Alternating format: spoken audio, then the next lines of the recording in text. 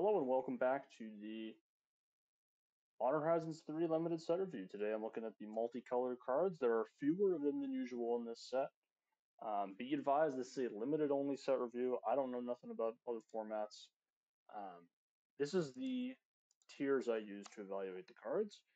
If you haven't been here before, it's fairly simple. Tier 1 is good, Tier 5 is bad. Um, the tiers are merely a way to facilitate discussion about the cards, but you know, when the rubber meets the road and the packs, the tiers kind of, once we get past week one, these tiers basically don't mean anything anymore. But it's just, it's nice to have them on the outside of the format. Maybe I'm right sometimes, maybe I'm wrong sometimes. But that's the point of the review is that, you get to gloat in some scenarios and then you get to just ignore the other scenarios where you were wrong. So we are just going to begin with the multicolored cards. The first one is not a multicolored card, it's a colorless card. Obtrusive Appropriation, 2 white black for an instant. Has devoid. Exile target non-land permanent. You may cast that card for as long as it remains exiled. You may spend colorless mana as though it remained of any color to cast that spell. So this is just really sick. So first of all, exile and non-land permanent. Like so it hits any permanent. It exiles. Um, you know, the mana requirements are not super strict. It's black white, but that's fine. And I'm not super thrilled about black white from what I've seen from some of the other multicolored cards that we're going to get to. There are plenty of ways to have colorless mana in your deck, and it's easy to see. Like, generally to cast a card, you probably only need on average, one pip of a color. You only like half.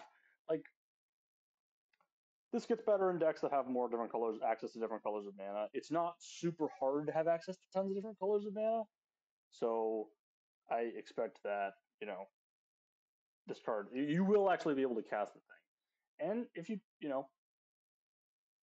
even without casting it, it's not a bad deal, right? Like exile removal spell for 4 mana is close to tier 2 at this stage. Maybe it's probably a tier 3 in MH3, but just the fact that you can cast the spell is super sweet. Really, really good. Arna Kennard, Sky Captain, 2 white, blue, black for a 4/4 flying lifelink. It has ward, discard a card. Whenever a modified creature you control attacks, double the number of each kind of counter on it. Then for each non-token permanent attached to it, create a token copy of a permanent attached to that creature. So basically, it doubles all your modifications to your creatures when they attack. And it's a 5-mana 4/4 flying lifelink with the word ability to 2 from one your opponent. Yeah, I mean, it's really hard not to like this card. The things not to like about it are the casting cost, and that's kind of it. Like 5-mana 4/4 flying lifelink is a good card. Like it's a threat that has to be answered. You can't race it. It's not the best thing ever, but I've seen worse. And there's a ton of things in this set that are going to be modifying your creatures. You're just going to have counters on your creatures. Like this is going to be trivial. I can't. It's going to be hard for me to imagine a game state where if this is in your opening hand, you wouldn't, or be able to engineer a way to be attacking on turn 5 with a modified creature. Like I just don't really think that there's going to be a scenario where you're not going to be able to do that if you really want to. So yeah, I think this is really sweet. Bloodsoaked Insight and MDFC. It's 5 red, 5, and 5 and 2 red black hybrid mana for a sorcery. Spell costs 1 less to cast for each 1 life your opponents have lost this turn. Target opponent exiles the top 3 cards of their library until end of turn. Your next turn, you may play those cards. If you cast a spell this way, mana of any type can be spent to cast it, and it is a tap land on the back.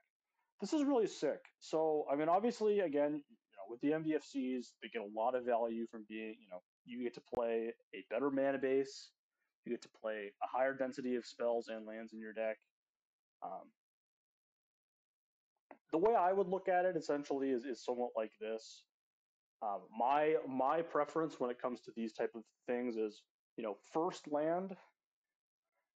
You want to have 17 lands unlimited. You invest in 1. There's like discussions about, on average. So that's the theory, okay? That's the theory. Theoretical number of lands. The first land is free to replace with an MDFC. It basically doesn't matter what the MDFC is. The second land, I think I would also still just probably jam it. And then once I get to the third one, I at that point I start wanting to replace, I start replacing spells at that point and have and have a little bit more lands in my deck. So that's kind of where that's kind of for me, um, how I feel about it. And it differs from person to person and from how you like to play, but it is that's kind of where I land on these type of effects. They are just strong. They're just powerful effects to have, especially on a land that fixes your mana. Brea Ethereum Shaper, white, blue, black, red for a 4/4. When it enters the battlefield, you create two 1/1 blue Thopter artifact creature tokens with flying. You can pay 2 and sacrifice 2 artifacts to do one of the following. You deal 3 damage to target player or planeswalker. Target creature gets -4/-4 until end of turn, or you gain 5 life. So obviously the rate on this is very good if you can actually cast it on turn 4, which is almost impossible. Um, I just think the mana is not really good enough in this set to warrant playing this. Even in if this were an OTJ, would you play it? Probably no. I don't think you should play it in this set. If you choose to play it in your deck, is it fine? Yes. Like if you build your whole deck around casting this card, you can play it and it's not a disaster. It does actually impact the board. It's doing relevant things. It's not the worst 6-drop on planet Earth because it comes down and you can activate one of its abilities. Okay, it's fine there. I just don't think I just don't think it's worth the squeeze to try to be able to cast a 4-color spell in your limited mana base in a 6-color format. You know what I mean? Conduit Goblin. Red white for a 2/2. When it enters the battlefield, you get 2 energy. At the beginning of combat on your turn, you can pay an energy. If you do, another target creature you control gets +1/+0 and gains haste until end of turn. Notably, it can't target itself, so you don't just get to go off with a 3/2 haster on 2. Probably good. But yeah, this card's really, really strong 2-drop. Very high on things that make energy and are also good and have a way to use energy that isn't bad, but is probably not what you necessarily want to be doing. It's really nice to have a way to use energy that is, maybe not optimal, but it's kind of just something you can do. It's just something that you can do with the energy if you need to convert it into a resource or you want to. Just provides more areas of using the energy, and energy is very, very good. So I'm gonna want to have a lot of ways to use energy, and this is a way to use energy and is a great 2-drop. Cranial Ram, red black for equipment is a living weapon. Equipped creature gets X+X+1 is the number of artifacts you control, and you could equip it for 2. So this is sweet. It is so. I mean, the be advised part of this card is that it is a 2-mana 1/1, and if you do not have enough artifacts in your deck, it is bad. I can't realistically imagine a red-black deck in this format that doesn't have enough artifacts to make this very, very strong. It basically just makes any creature you equip it to after the first thing dies into just a threat, a threatening thing. It is equipped to. I don't love that, but all it takes is one artifact, and you again, it's not necessarily about the upfront cost. You're almost getting the upfront 1/1 for free because you don't really care that much about it, and if you can get something out of it, great. But what you're really getting is this equipment that is going to be very strong over the course of a game, and just makes all of your creatures into relevant threats, basically. And that's powerful. It's also an artifact that sits on the battlefield. It triggers a bunch of your artifact things. I don't know. I'm pretty excited about this card. I think it's going to be solid. Cursed Wombat, green black for 2/3 with 2 black green to adapt to. Permanents you control have whenever 1/1+1/1 counters are put on this permanent, put an additional +1/+1 counter on it. This ability triggers only once each turn. Why this ability triggers only once each turn, I don't know. Personally, I assume there's some infinite combos they wanted to prevent. Okay, fine. Yeah, I'm just not in love with this, right? So 2-mana 2/3 isn't what it used to be. Having to pay 4 mana to do this just seems tough. Obviously, it's really good when it actually works, but if you play this on 2 and then have a thing that enters with counters on it on turn 3 or something, or puts counters on stuff on turn 3, yeah, I mean that's going to be pretty good. And I do think black green doing this counter stuff is kind of I don't know. I just don't have a lot of faith. My faith levels are limited. I think there's removal. Like the problem with this card is you can't really ever adapt it because there's so much efficient removal in the set that deals 3 damage that your opponent can leave up 1 mana all day, like all day, and and you just can't ever use this thing's ability for risk of just losing the game on the spot. And I'm like, is that what I like? That's why I'm concerned about this card. Cyclops Superconductor, 1 a blue red for a 2/2 with prowess. When it enters the battlefield, you get 3 energy. When it dies, you may pay 3 energy. When you do, it deals damage equal to its power to any target. So obviously, if it's getting prowess pumped, it's going to be bigger. Generally, prowess creatures that are understated tend not to be very good in base limited because um, you have to block sometimes. Like you actually do have to make blocks occasionally, and this card never blocks anything. Yes, you can theoretically threaten to block and pay the 3 energy, but like I'm aspiring to do more with energy than that. This card essentially to me reads 3 minute 2/2 per hours, you get 3 energy. And then again, like sometimes you use this energy. This is not even an ability that I'm super excited to use, but the threat of using it is enough. It's enough for me to put it into tier 3 instead of tier 4. Um, I do think blue red wants anything that gives it energy like pretty bad. So this is a thing that creates energy. So there you go. Drowner of Truth and MDFC. It is 5 green blue hybrid for an Eldrazi that is a 7/6. When you cast a spell, if colorless mana was spent to cast it, you create 2 Eldrazi tokens, and it is a blue green tap land on the back. I like this. It's large. It's a land. It actually, I should probably bump this up to tier 2. The reason it's not in tier 2 is I'm doing a little bit of anti blue green bias because blue green continues to be bad. That's not true. It had a bit of a run. It had a run being okay, but yeah, I just the ramp into big stuff thing. This is like kind of the card you would want in that scenario where you're like, oh, I got this big thing that is also a land, so I'm not running into the problem of having too many large threats in my deck. So maybe this is actually a pretty high priority in blue green. I'm tampering the expectations because I think blue green probably is kind of bad. But this is big. Like this is big. It doesn't require colorless mana. The thing, if you don't have colorless mana though, I don't know. I'm just gonna leave it. I don't love this thing, but I don't hate it either. It's fine. Emissary of Soulfire. 1 white blue for a 1/4. When it enters the battlefield, you get 3 energy counters. You pay 2 energy counters. Put an exalted counter on target creature you control. Activate only as a sorcery. So I don't really get this one. Again, it's being put in tier 3 simply because it makes 3 energy. Um, Exalted counters aren't good. Like Exalted is a mechanic that I like, kind of, and like it's a mechanic that is good in limited. You know what I mean? Like it makes games kind of bad because you just attack with one big creature that your opponents can't really block, and you just kind of go back and forth like that. That's kind of what happens with Exalted. But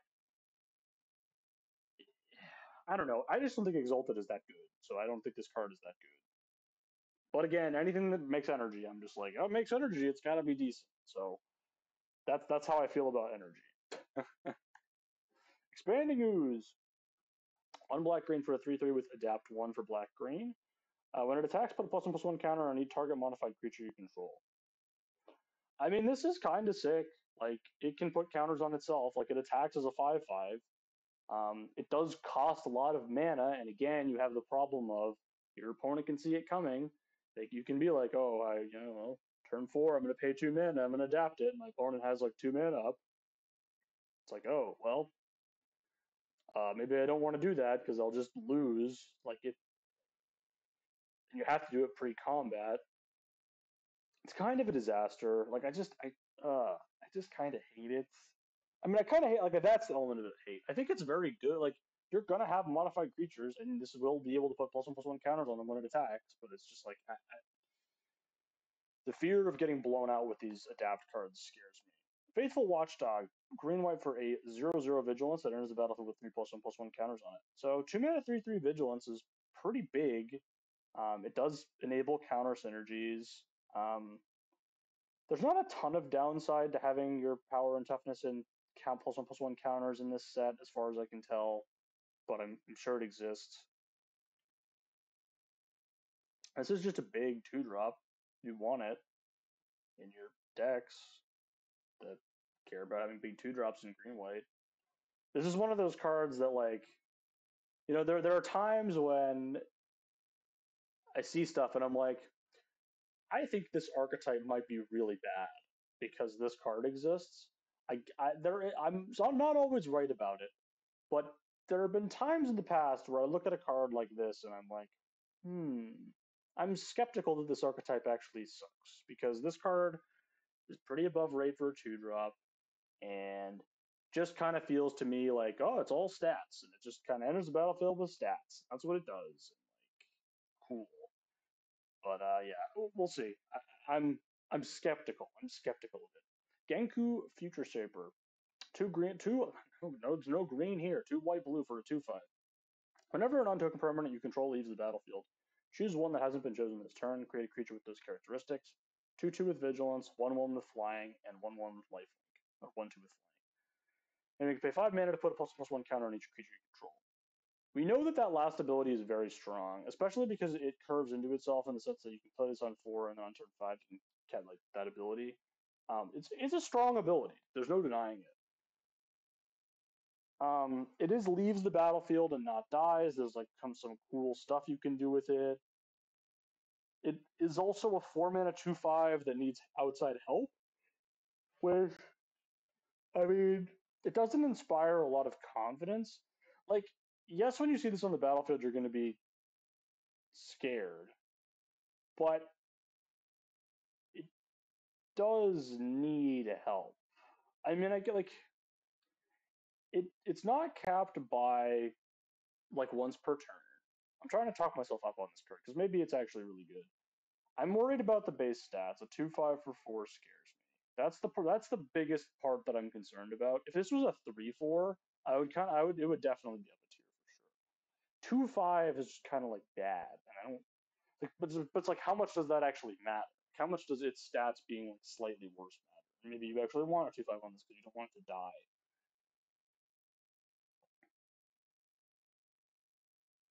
Like, I'm definitely gonna take this card. I would take this card early and try to build around it. Like, there's not even like building around it. Like, what can like is blue white gonna be able to do? There's not really a ton of like blink stuff. I don't know. I'm not seeing it. I'm leaving it in tier 3. I'm leaving it. Glasswing Grace is an MDFC 3 white black black or say whatever white black 2 white black hybrids for an aura. Enchanted creature gets +2/+2 and has flying and lifelink. Aura's a tap duel. Yeah, I mean, this is, in terms of like MDFCs, like, it's just turns your creature into a enormous threat, and you can just play this on 1. It fixes your mana. Yeah, I mean, I don't know, like, just, yeah. I don't know if I have anything else to say. Like, just makes an enormous creature flying and lifelink is very, very good. And auras are notoriously situational, so it is, it is a thing that when you cast it is going to be super impactful, and when you don't cast it, it's not. Like, you're just going to play a land. That's fine. Golden Tail Trainer. 1 green white for a 1/3. Or an equipment spells you cast cost X less to cast with it's this power.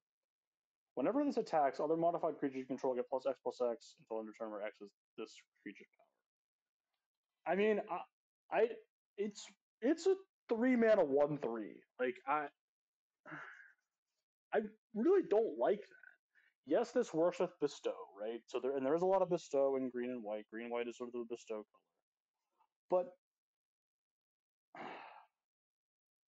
it has a lot of things that I don't like in a card. It needs you to have other creatures in play for it to do the thing that it's trying to do. It is inherently very small by itself. It has to attack to like get the thing to work, and like you have to be able to buff its power. So there's just a lot of stuff I don't like. There's so many things about this card that I don't like, that I'm kind of going to have to see it pop off for me to be excited about it. Horrid Shadow Spinner. One blue black for a 2/3 life link. When it attacks, you may draw cards equal to its power. If you do, discard that many cards. So this looks like kind of vanilla and whatever. I don't know. It's a 3 minute, like a lifelink is good and limited, and this thing does draw you a card when it attacks. It triggers your draw 3 stuff, which is good. I mean, it's really hard to go wrong with like a 3 mana lifelinker. Um, it's not like this is going to be able to attack super profitably all the time, but one nice thing about the attacks is you can attack, you get the draw, and then you can draw into a way to like push it through. Sometimes I don't know. It's kind of got some like nice things going for it. I like it a lot. Is it that good? Like it doesn't do anything when it enters the battlefield, so that's the concern. That's the concern. This card should be lower. I should grade it lower, but I really like it. I really like this card a lot. I just like it. Okay, like sue me. Okay, like be mad. Imscure Iron Eater. 6 red black for a 5/5 with affinity for artifacts. When it enters the battlefield, you draw X cards and lose X life, or X is half the number of artifacts you control rounded down. And you can pay 3 and a red to sacrifice an artifact. This thing deals damage equal to the sacrifice mana value to any target. So, um, the deal is that this needs to be 5 mana before it's playable. What happens when this is 5 mana? Well, you're paying 5 mana for a 5/5 that draws you 1 card and loses you 1 life. Actually, wait, hold on. Yeah, it's rounded down, so it loses one. Draw 1, lose 1 for 5. That's just not very good.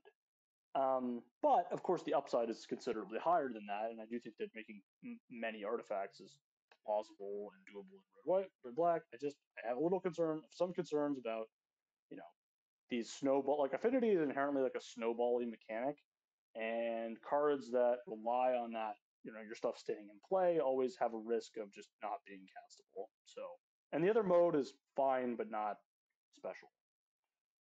Like it's fine. Like you can pay for it to blow up the thing. Sure, whatever. But that comes up. It's good. It's sometimes okay. But generally you want your cards to be more efficient than that. Mostly. Invert polarity. Blue, red for an instant. Counter targets. Choose target spell. Flip a coin. If you win the flip, gain control of that spell. You may choose new targets for it. If you lose the flip, counter the spell. So the worst part about this card is the mana cost. It is blue, and red. But if you were in blue-red, it basically is the same as blue, and a colorless mana. It's very similar to that. So if you're in the colors that want this card, which I assume that you are if you're casting it, I don't think that this is going to statistically perform as a tier 1 card in this set. But I mean, man, like what a beating! You counter, like if you ever gain control of their spell, the game probably ends. It's there are situations where you can imagine the game not just ending on the spot if you win the flip here, but for the most part, you know, if your opponent just plays a 4 drop and you count and you win the flip, they're like, oh, I just got completely destroyed. And yeah, that's going to happen half the time. And the other half the time, you just counter their spell and you traded 1 for 1 with them and whatever, that's fine. Like the game continues, but you know, it's really good. And the fact that so again, 50% of the time, this essentially is just going to win you the game. Like it's probably again. I'm rating this card too high. I understand that, but it is really sweet and it does hit like it is really like it is good. Like there's no denying that it is good. Is it Generatorium? Blue red for an artifact. If you would get 1 or more energy, you get that much +1. And you can tap it to draw a card, activate only if you paid or lost 4 or more energy this turn. So the first ability on this is very good, making you gain more energy is just good. The problem I have is that there's a lot of stuff in this set that pays 2 energy. There's a lot of stuff in the set that pays 3 energy. Almost nothing pays 4. So you're going to have to do 2 activations of energy things in the same turn to draw a card off of this. And you do need to draw at least 1 card. Like this card is bad if it's just making you get 1 more energy for stuff, right? Like yes, it's good to get more energy, but you do at some point need to be converting that energy into something, and this doesn't actually help you do that unless you are um, drawing cards, and so it's not. I don't think it's bad, but I also don't think it's like amazing either. Is it sweet? Yes. Is it really cool? Yeah. Is it fun? Yes. It's all of those things. But do I think it's amazing? No. Kalia of the Vast, one red, white, black for a 2/2 with flying. When it attacks an opponent, you may put an angel, demon, or dragon creature from your hand onto the battlefield, tap the deck of the opponent. It's just not possible to get a critical mass of things in this set to like enable this, and it doesn't have haste, so it's just gonna die to anything. So like, don't play it. It's a 4 mana 2/2 flyer. Like, just don't do it. It's easy. It's very easy to not play this card in your deck. So like, don't do it. Just don't do it. It's easy to not do. I don't understand how you could not do it. It's just so easy to not do it. Kudo, King Among Bears, two green white for a 2/2. Other creatures have power, base power, and toughness 2/2 and are bears. Cool. It is a bear that turns everything else into bears. Yep. I mean, I like. Do you get it? Like, do you get it? Like, do you get it? It's a bear, and it makes bears. That's, anyways. Legion leadership. One on a red white hybrid for a instant until end of turn. Double target creature's power and it gains first strike. And Legion Stronghold enters the battlefield tapped. It's a red white duel. Yeah, I mean, this is just a nightmare, right? This is a good combat trick. And by good, like, all combat tricks are good when they work. And just having access to this on a land again in red white, it is a little tougher in red white because you kind of want to play more lands. But red white is also, it historically is the one of the worst colors when it comes to getting flooded out. And this does help considerably in that regard. So yeah, you know, real easy to get this one, real easy to figure out what to do with this one. It's a really strong card. I mean, doubling a creature's power is not as good as maybe you think, but I think that plus first strike should be plenty to get through. Nadu Winged Wisdom, one green blue for a 3/4 with flying. Creatures you control have, whenever this creature becomes a target of a spell or ability, reveal the top card of your library. If it's a land card, put it onto the battlefield. Otherwise, put it into your hand. This ability triggers only twice each turn. So, I mean, I can't really foresee a way to ever beat this card. I mean, obviously it's exaggerating, but like, so on rate, it's a 3 mana 3/4 flyer. That's already like almost a tier 1 card by itself. Then, if your opponent removes it, you draw a card. Okay, great. If you target any of your other creatures with anything, you draw a card. Okay. You can do each creature twice a turn. Cool. I don't believe there's any equipment that equips for one, but if you had like a 1 mana and equip for one, you could just go, all right, equip my thing, draw a card, equip my thing, draw a card, equip my thing, draw a card. Like, you could just keep doing that until you run out of like 2 times per creature. And even doing that for 2 mana is not terrible. So there's just anything that targets your stuff is going to make this card busted. This card is completely absurd. Yeah, yeah. It's just I don't even like know. Like, I don't. I just don't know what you're supposed to do. Genuinely, I don't know what you're supposed to do. So, Obstinate Gargoyle. One black white for a 2/2. It has flying as long as it's modified and has persist. Oh, you know what? That's cute. It actually turns into a 1/1 flyer after it dies. But that I didn't actually think about that. It's a 2/2 that dies into a 1/1 flyer. I still kind of hate it. Um, it is easy to modify though. Maybe I should just move this up to tier 3. I don't know. I kind of hate it still. It just kind of like sits there. And then like if it is persisted and you put a +1/+1 counter on it, it's not modified anymore. But then I guess it comes back again.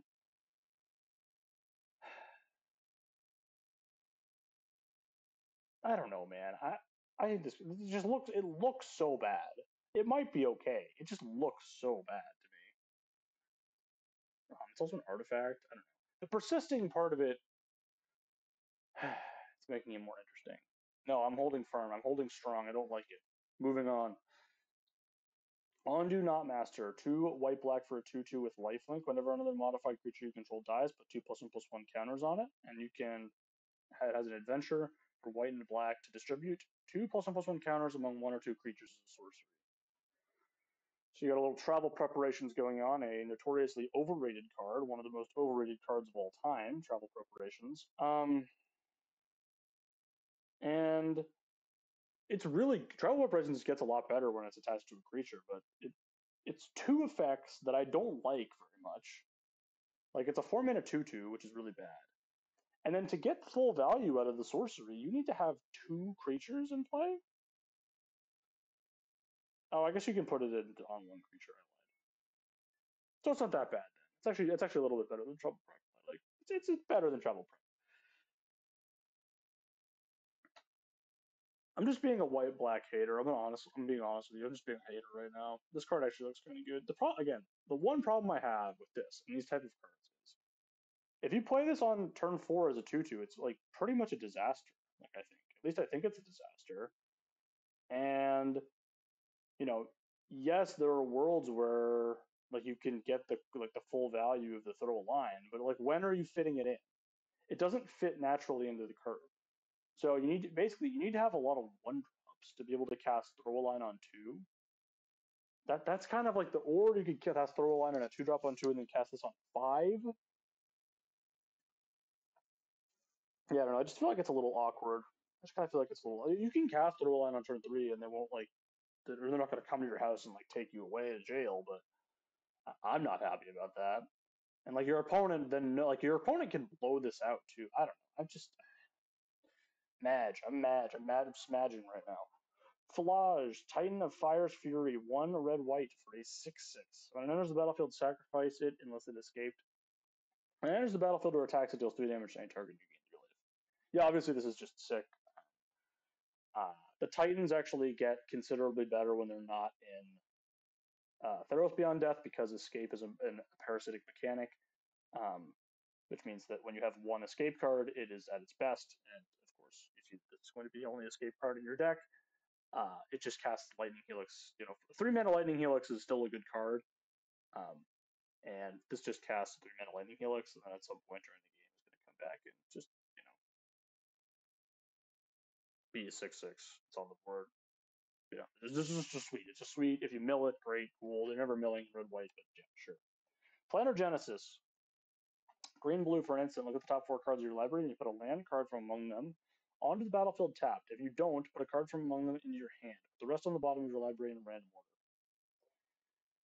So, this is like a what's it called? Impulse mixed with a whatever growth spiral. And that's a really good effect, right? If you need lands, you put your land into play, great. If you don't need lands, you find a spell and it goes in your hand. You get to look at the top 4. Yeah, I don't know. I don't really have there's nothing to complain about here. It's kind of like all upside. It's an instant too. Like that's great. It's nice. It's really nice to be able to do that.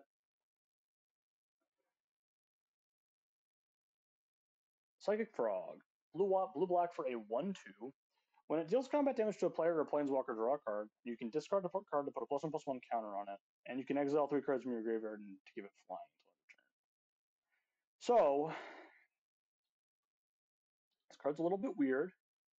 It's a little strange, but it does give me Noose Constrictor vibes of, you know, you play this on turn 2, and your opponent's like, oh, that's disaster, and it is. Like the ability to discard a card to put a +1/+1 counter on it plays better than it even like sounds. Like it sounds horrendous. Like it sounds like you're like, oh man, I'm gonna get blown out every time. And the answer is like no, you aren't gonna get blown out every time, especially because on turn 3 you could do it with open mana, and then your opponent just has to walk into it. And you can also just give this flying sometimes, and it draws a card, like it refills your hand. It's a really big threat on turn 2. The only reason I don't have it in tier 1 is that it is a little understated by itself. Pyretic Rebirth. 2 red black for an instant. Return target artifact or creature card from your graveyard to your hand. It deals damage equal to the number that mana card's mana value to the 1 target creature planeswalker. I actually am thinking about moving this down a tier because it's a little situational. You do need to have a target in your graveyard. You do need to have a target to deal damage to. Yes, it's obviously a sweet 2-for-1. Um, if you get that, and I think in red black there are going to be enough artifacts that you can sacrifice. I guess my question is how much damage is this dealing on average, and the answer is kind of like not enough. All right, I'm gonna move this down to tier 3. Hold the front door. Yeah, it moves down to tier 3. I do think it's too situational for this to be a tier 2 card. Like you need to have there's a lot of setup cost here. You need to have the artifact in the graveyard. You need to have something you want to kill, and it has to be the right size. So I just don't like that. That scares me a lot. And actually, I'm glad I moved this down. Like sort of the more I've talked about it, I just feel like better and better about that decision. Revitalizing repeat repast. So green black hybrid for an instant. Put +1/+1 counter on target creature gains indestructible until end of turn. And old growth grove is the MDFC part of the land. Yeah, I mean this is just sick. I mean I don't know. Like this is one of the ones that you kind of want to just keep as a spell until you have to play it. There's a lot of interesting play with the MDFCs. Um, and yeah, this is obviously really sweet effect to have on your land. Like this is like the perfect MDFC, really strong, hard for your opponents to interact with, and again, some of these MDFCs, it's like, well, I would play this in any green or black deck, and I'm like, yeah, I would play this in any deck that I think is green or black. If it was the only tap land in my deck, I would absolutely play it. So that's how good I think that card is. Riddlegate Gargoyle. White blue for a 2/2 flying. When it enters the battlefield, you get 3 energy. Whenever you attack, you may pay 2 energy. When you do, target creature you control gains life until end of turn. Yeah, I mean, again, it's another 2-drop that gains energy. It has flying. It's good. It gives you energy by itself. It enables itself. Lifelink is really good, and you can give this thing lifelink. That's pretty good. That's like it's an Ether Spear Harvester at home, um, essentially.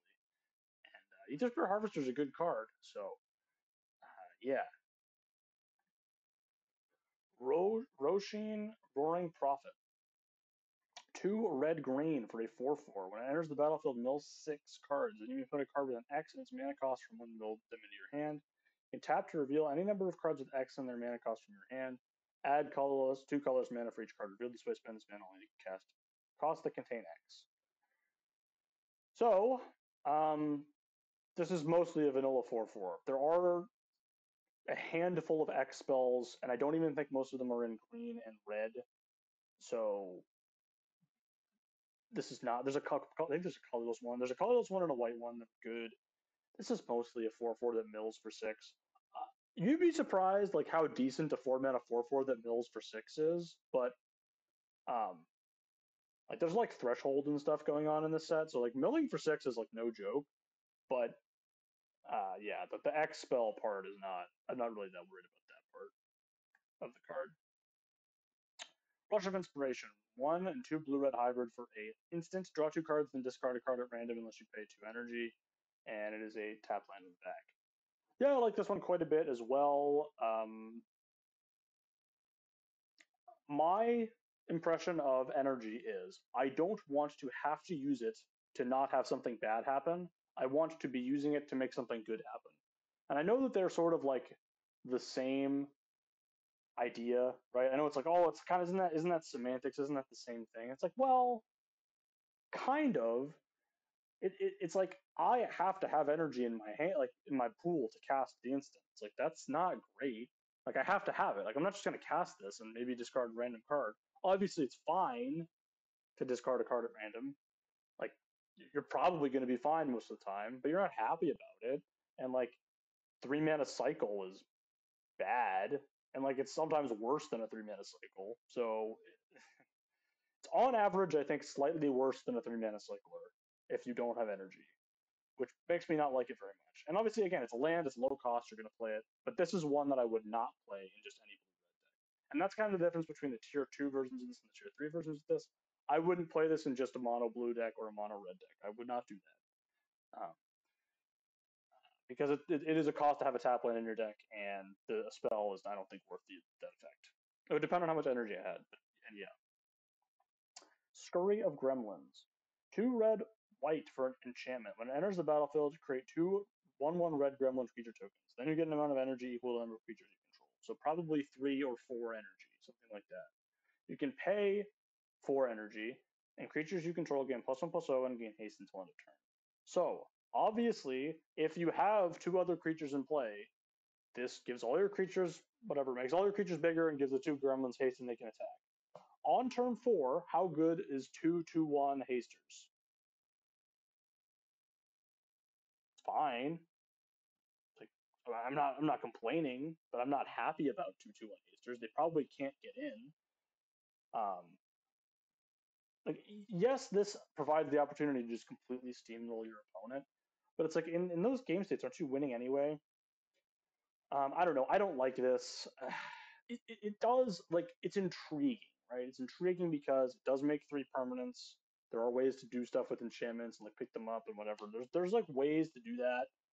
I just this seems way too bad on the base rate to me. It just seems way too much like, oh, I'm gonna hope I get to do stuff with it, but it doesn't really enable itself all that well. Like yes, so like if you think about it as 4 mana, make 2/1/1s, get 3 energy, because I think it's reasonable to say that you get 3 energy when you cast this pretty often. How good is like that? And I'm like, it's not very good. And then the like +1/+0 haste, like you kind of want to use that on your other creatures, but yeah, I don't know. Maybe the cardboard will win out here, but I'm not buying it. Snapping Void Claw. 1 green blue for a 1/3 with the void. You can tap to add 2 colorless mana, or you can pay 4 mana and tap to draw a card. Uh I mean, I should put the I don't know. We've seen these just be so bad. Like we've seen these just be so bad over and over again. Even if they add 2 mana, yes, this is considerably better from the one than the one in Wilds of Eldraine because it adds mana for any spell. Yes, it draws a card for 4 mana and a colorless. Although I don't think that mode actually matters. I think you really care about the ramp, and it has all the problems of a ramper, where yeah, it gives you mana, but it's very fragile. There's tons of interaction in this set, and I don't like I'm not buying it. I need to see it work. Like you need to draw this and the payoffs and the rate ratio, and if you don't, you're gonna be sorry. You're gonna be the one who's sorry about it. You know what I mean? Sneaky Snacker. Blue black for a 2/1 with flying. When you draw your third card in a turn, return it from your graveyard to the battlefield tapped. Not super exciting. It is pretty easy to draw 3 cards, but this is just a fine. It's a fine 2 drop. It's fine. It's not amazing. I'm not excited about it, but it's fine. Blue black doesn't really do a whole lot of sacrificing things. Like you're not getting a ton of value out of having like an additional body other than just it like being able to block and come back and be a little annoying. But yeah, I just don't. I don't know. I'm not excited. Strength of the Harvest. 2 and a green white hybrid for an enchantment. Enchanted creature gets +1/+1 for each creature and or enchantment you control. So it makes it large. And it's obviously a tap dual land on the back. Not exciting to me. Yes, green white cares about auras. Yes, this will be nice in your green white decks. Uh, is it a priority? No. It's just the effect is so expensive. You're paying 3 mana for this, and your opponent if your opponent ever has removal, you lose. It's like okay, well, I guess I'll just lose. Like it's again, there's so many ways to have enchantments in this set that are not this high cost to cast that like you're just not going to want this to be an enchantment. This is mostly a dual land. Yes, in some spots it's going to be good and give you like one really big turn and whatever, and you're like, oh, I get to get through, and it's good. It's going to be good in those spots. And I'm not saying it's a bad card. I think it's a good card. I just I just think it's not as much of a priority as some of these lands are. Like this one, Stomp. 1 and a green red hybrid for a sorcery. Target creature you control deals damage equal to its power to target creature or planeswalker you don't control. And it is a land that intervals battle tap for green. I would.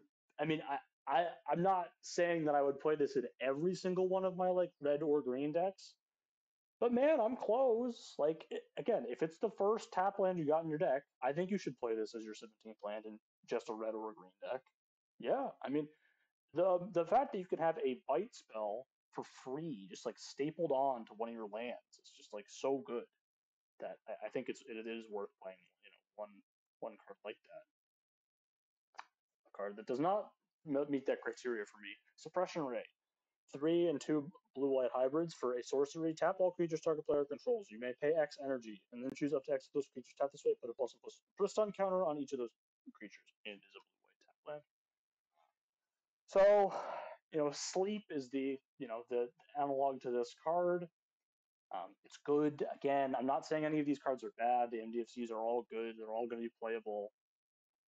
Um, how good they are statistically is going to depend significantly on how good their archetypes are. But again, the difference between the tier 2 and tier 3 ones for me is, would you play them in a monocolor deck? I would not play this in a monocolor deck. So I'm not going to be. I mean, maybe you'd play. Maybe I'd play it. I don't know. I just I'm not excited. I'm not excited about it. The Necro Bloom.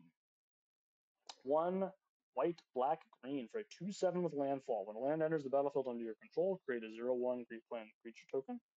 If you control 7 or more lands with different names, create a 2/2 black zombie creature token instead, and land cards in your graveyard have dredge 2. I mean, a 4-mana 2/7 is not very good. Making 0/1s on landfall is like not. It's just not. If it made Eldrazi's, I'd be like, interesting. The fact that it just makes 0/1s, we've kind of seen how irrelevant 0/1s are. They're just so much worse than 1/1s. Like, they're like infinitely worse, some people would say. And yeah, it's also 3 colors. It's hard to cast. Like, I just don't think this is worth doing, basically. Titan's Vanguard. 3 red green for a 5/5 with devoid. And when you cast this spell, whenever it attacks, put a +1/+1 counter on each colorless creature you control. It has trample. I mean, this is ridged, ridge. Hold on, ridge scale Tusker. I love ridge scale Tusker. Okay, I don't want ridge scale Tusker coming after me. But this is like, in red green, red green is doing a bunch of devoid Eldrazi stuff. This is going to be putting counters on things, and this is big. This is a big 5-drop.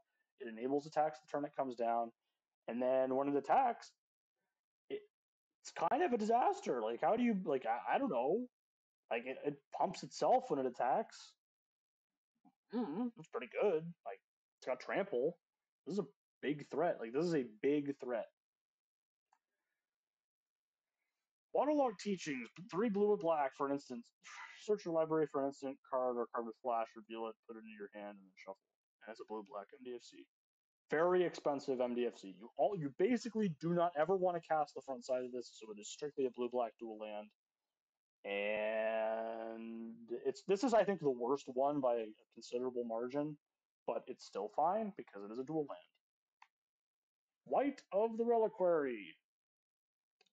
Green, black for a 2/2 with vigilance. When it enters the battlefield, it gets +1/+1 for each creature card in your graveyard. Okay. And you can tap to sacrifice another creature, search your library for a land card, put it onto the battlefield, tap, and shuffle. Not super exciting and limited. You don't really want to be sacrificing your creatures to find lands. But, it does pump this. It has vigilance. It's a 2-mana 2/2 vigilance that scales with the game. I'm not going to complain about it too much, but I don't think it's anything super special. And the last multicolor card, or should I say colorless card, is Writhing Chrysalis. 2 red-green for a 2/3 with Devoid. When you cast the spell, create 2 0/1 colorless Eldrazi spawn creature tokens with sacrifice this creature to add colorless mana. It has reach. Whenever you sacrifice another Eldrazi, put a +1/+1 counter on Whirring Chrysalis. So if you want, this is just a 4-mana 4/5 reach. That's really good. It's obviously considerably better than that in most scenarios. Like, you can imagine a world where you cast this and then cast the 5-drop the next turn, and in that world, which is not, it's not hard to imagine that world existing and being a real place that we live in. And then your opponent just immediately conceding because you've just put 3 +1/+1 counters on your things, and you just can't ever win at that point. So, yeah, I mean, I think this thing's like really sweet and is actually a really strong reason to be red green. So that's it. I put it in tier 1. I'm putting my money where my mouth is. And that's all for me for the set review, the multicolored part of the set review. We have the colorless, which is much bigger than usual for this set. If you enjoyed, that will be up shortly, and there are other set review videos for you to check out if you liked it. And I'll see you next time.